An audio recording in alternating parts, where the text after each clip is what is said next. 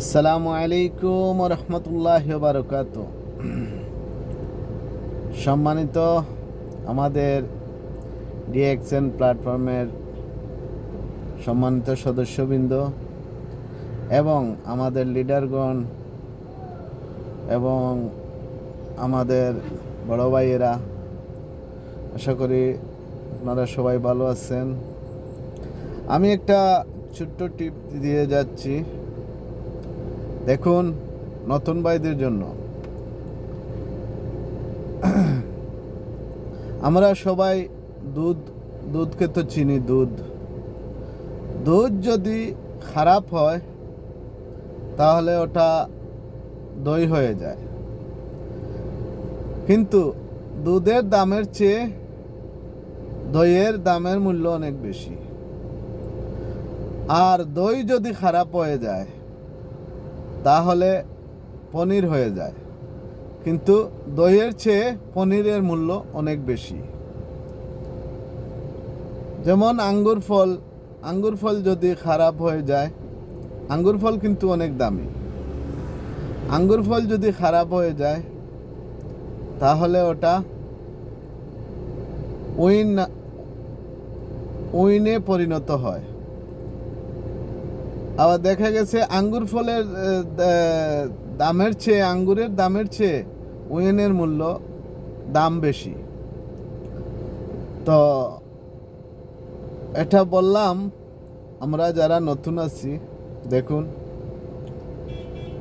আমাদের যে বড় বড় লিডাররা আজকে যে সম্মানের বা যে প্ল্যাটফর্মে আছেন, যে পজিশনে গেছেন, ওনারাও কিন্তু আমাদের মতো নতুন ছিলেন। তখন ওনারা যে আজকে ওই জায়গা পর্যন্ত পৌঁছতে পারছেন, কিছু না কিছু পরিশ্রম করতে হয়েছে। পরিশ্রম না ছাড়া তো কিচ্ছু হয় না। তো ওনারা একটু একটু করে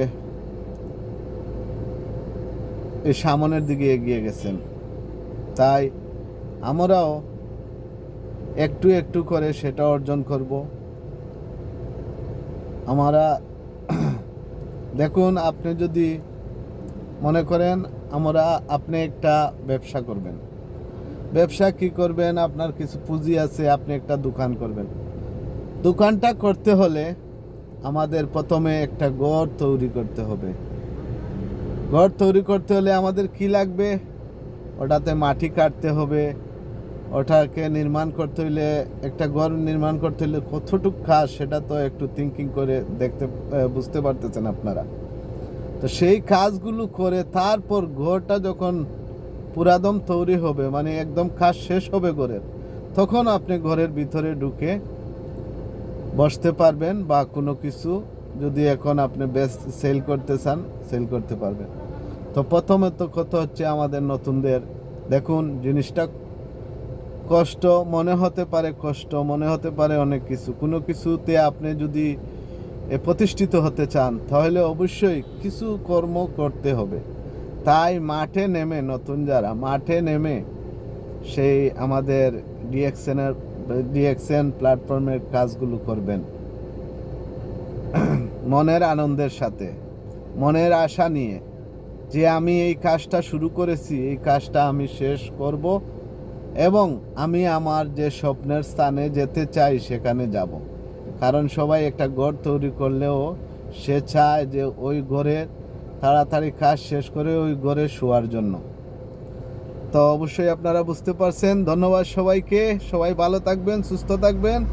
আজকে সকালবেলার টিপস দিয়ে গেলাম। সবাইকে ধন্যবাদ। আসসালামু আলাইকুম।